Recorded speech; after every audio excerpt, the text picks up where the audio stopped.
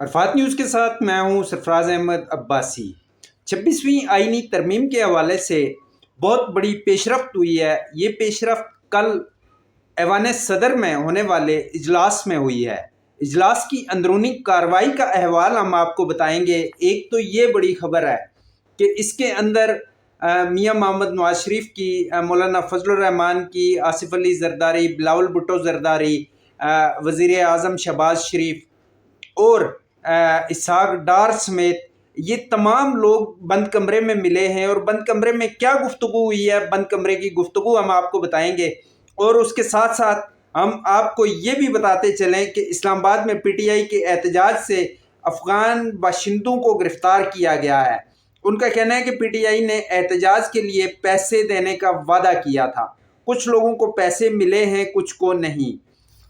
تو یہ بہت بڑی ایک ڈیولپمنٹ ہے جس میں افغان باشندے گرفتار ہوئے ہیں، اور افغان باشندے کیا کہہ رہے ہیں یہ ہم آپ کو حوالات سے ان کے سارٹ جو سامنے آئے ہیں وہ ہم آپ کو سنوائیں گے کہ افغان باشندے جو ہیں وہ ان کا کیا موقف ہے یا کیا کہنا چاہ رہے ہیں وہ۔ تو یہ سب سے پہلے آپ ان افغان باشندوں کی گفتگو سن لیں۔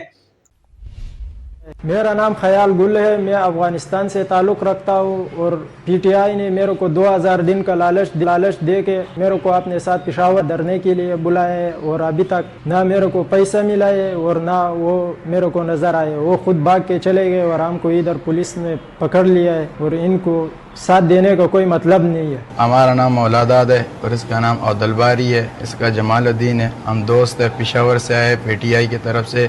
پی ٹی آئی والا نے ہم کو پیسے دیے تھے کہ جا کے اسلام آباد میں توڑ پھوڑ کرے، اور کسی کو پیسے ملے اور کسی کو پیسے نہیں ملے، وہ بھاگ گئے۔ ہمارا ان سے یہ پیغام ہے، دیکھو ابھی ہم حوالات میں افغانیوں بھائیوں سے یہ گزارش ہے ہمارا کہ ادھر کسی کا توڑ پھوڑ، کسی کی گاڑی نہیں جلانا ہے، کسی کا نقصان نہیں کروانا ہے۔ زما نوم عبدالرحمن دا او زما تعلق د افغانستان سره ده، او موږ دلته پېښور کې مزدوري کوو، خواري محنت کوو او خپل بچی ته حلال رزق پیدا کوو. نو د پی ټي آی کارکونان له افغانانو غواړي چې موږ سره په درنه کې ګډون وکړي او اسلام آباد ته لاړ شي، هلته ورونه واچوي، هلته نقصانات راولي. نو زما له هغو افغانانو څخه غوښتنه دا ده چې د دوی غوښتنې ونه یہ ان افغان معصوم افغان باشندوں کی گفتگو ہے جنہیں ورغلا کر اسلام آباد لایا گیا اور ایک ٹریپ میں ڈال کے ان کو اس طرح سے ٹریپ کیا گیا کہ اب وہ قانون نافذ کرنے والے اداروں کی حراست میں ہیں اور حوالات میں بند ہیں۔ اب یہ پرندے جو ہے پنجرے میں کیسے پہنچے، کس نے ان کو پہنچایا، یہ وہ معصوم لوگ ہیں۔ ان میں بعض ایسے بھی ہیں جو پناہ گزین ہیں، جن کا یہاں سے کوئی، یہاں کی سیاست سے کوئی لینا دینا نہیں ہے۔ ان کو لالچ دے کر، ان کو پیسے دے کر کس طرح سے ان کو ٹریپ کیا گیا اور پیسے بھی نہیں دیے گئے۔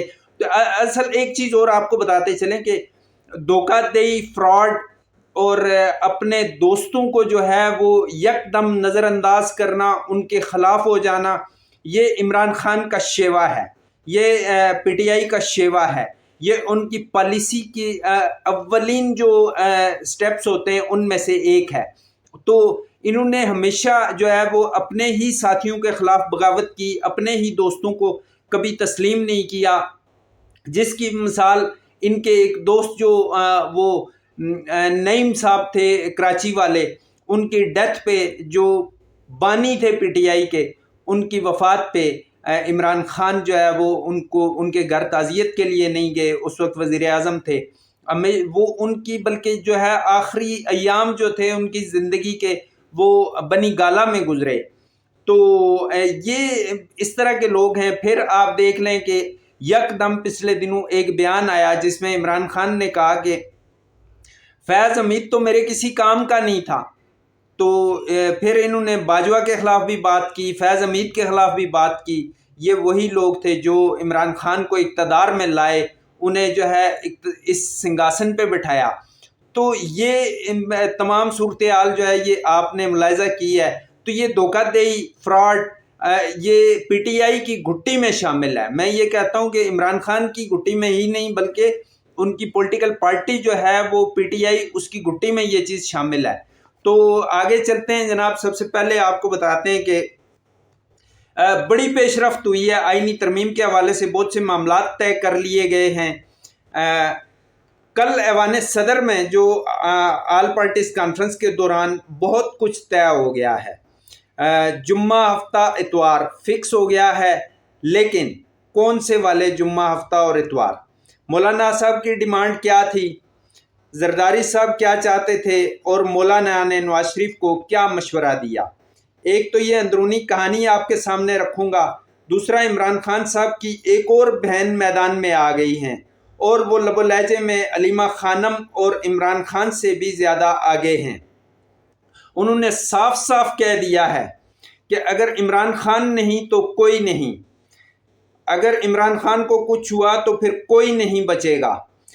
नौरीन खान की गुफ्तगू हुई है, इस पर भी बात करेंगे, और तहरीक इंसाफ के गिरफ्तार कारकुनान के हवाले से जो चीज़ हमने आपको दिखाई है कि वो कौन सा इनकलाब बर्पा करना चाहते थे और उस इनकलाब का नतीजा जो है वो क्या निकला है। तो तहरीक इंसाफ के इन कारकुनों को अली अमीन गंडापुर इस्लामाबाद लाए थे और फिर खुद 9-2-11 हो गए। वो गिरफ्तारी के बाद क्या कह रहे हैं, इनकी गुफ्तगू जो सामने आ रही है उसमें क्या इंकशाफात हो रहे हैं, आपने मुलाहिजा भी किए। नौजवान हैं, बच्चे हैं, बल्कि कच्ची उम्र के बच्चे हैं, इनको वरगला कर क्यों लाया गया था इस्लामाबाद? गिरफ्तारी के बाद वो क्या कह रहे हैं? बिला ताखीर असल खबर की जानिब बढ़ते हैं कि कल ऐवान सदर में जो APC हुई थी गज़ा के मामले पर, उसमें मौका होता है, बात होती है ना कि मौका भी है दस्तूर भी है। तो इसी तरह सियासतदान हर मौके से फ़ायदा उठाते हैं और हर मौके को अपने हक में इस्तेमाल करते हैं, और इसी को सियासत कहा जाता है। सियासत कोई और नई चीज़ नहीं है, इसी को सियासत कहते हैं। इमरान खान साहब को जितने मर्जी मौके दे दें, वो हमेशा रायता ही फैलाते आए हैं और रायता ही फैलाते रहेंगे, तो अपना ही नुकसान करते हैं वो। मौलाना फजलुर रहमान और नवाज शरीफ साहब में बहुत सारी नाराज़गियाँ हैं। यूँ कह लें कि मौलाना नाराज़ हैं। ऐवान सदर में APC जरदारी साहब ने APC में दोनों पार्टियों को दावत दी थी, सब आए, उसमें बहुत सारी सियासी जमातें आई हैं। आसिफ जरदारी साहब और मौलाना फजलुर रहमान की अलग अलग मुलाकात हुई है, और फिर आसिफ अली जरदारी, मौलाना फजलुर रहमान, बिलावल भुट्टो, दूसरी जानिब से नवाज शरीफ साहब हैं, शहबाज शरीफ साहब हैं, इसहाक डार थे। तो ये बंद कमरे की मुलाकात है। इस बंद कमरे में होने वाली जो गुफ्तगू है उस पे हम आगे बात करते हैं। तो बंद कमरे में मौलाना फजलुर रहमान, जो कि आपको पता है कि हल्के फुल्के मूड में गुफ्तगू करके अगले को बता ही देते हैं कि भाई ज़रा संभल के चलो, और हंसते हंसते संजीदा बात कर जाते हैं। नवाज शरीफ साहब से उन्होंने कहा कि मियाँ साहब अब चुप का रोज़ा तोड़ ही दें, कब तक खामोश रहेंगे? और आईनी तरमीम के हवाले से बात हुई है, उसमें मौलाना ने कहा कि हम अपना ड्राफ्ट हमने तकरीबन तैयार कर लिया है। तो जो आखिरी मरहले में उनका ड्राफ्ट पहुंच गया है, अगले 2 या 3 दिन में ड्राफ्ट जो है वो दोनों जानिब से या तीनों जानिब से शेयर हो जाएंगे। तो मुस्लिम लीग नून को भी इस ड्राफ्ट में शामिल किया गया है। सॉरी। तो फिर जुम्मा हफ्ता इतवार आने वाला या उससे अगला, ये भी तय हो गया। मौलाना फजलुर रहमान की एक शर्त थी कि वो शंघाई तावन तंजीम का जो इजलास हो रहा है पाकिस्तान में, इससे पहले आप मौलाना ने कहा कि इससे पहले आपको क्या जल्दी है कि इससे पहले आप तरमीम लाना चाहते हैं, आईनी तरमीम। इस हवाले से उन्होंने ये 1-2 रोज़ कबल प्रेस कॉन्फ्रेंस भी की है, और उस प्रेस कॉन्फ्रेंस में भी उन्होंने आपको जो है वो तमाम चीज़ें बताई हैं। तो प्रेस कॉन्फ्रेंस में उन्होंने कहा था कि बाद में कर लीजिएगा, और मामला ये तय हुआ कि 14, 15, 16 और 17 तब तक तो ये जो शंघाई तावन तंजीम की कॉन्फ्रेंस है उसमें मसरूफ़ होंगे, मेहमान आ रहे होंगे, मेहमान जा रहे होंगे, और मसरूफियत होगी। तो इसके बाद जो जुम्मा हफ्ता इतवार हैं, ये मौजू दिन हैं।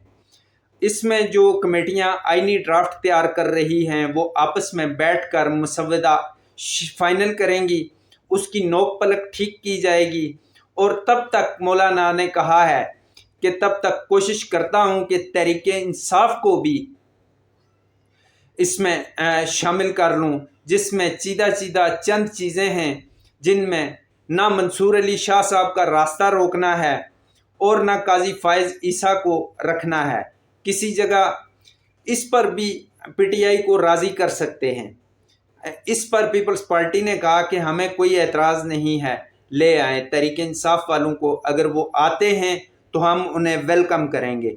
تو یہ صورتحال تھی جو اب تک کی تھی، اور متفقہ ڈرافٹ بنتا ہے تو اس سے زیادہ خوشی کی کوئی بات نہیں ہے، یہ پیپلز پارٹی کا کہنا تھا، کیونکہ 26ویں آئینی ترمیم ہے اور وہ اتفاق رائے سے ہو جائے تو اس سے زیادہ بہتر کوئی بات نہیں ہے۔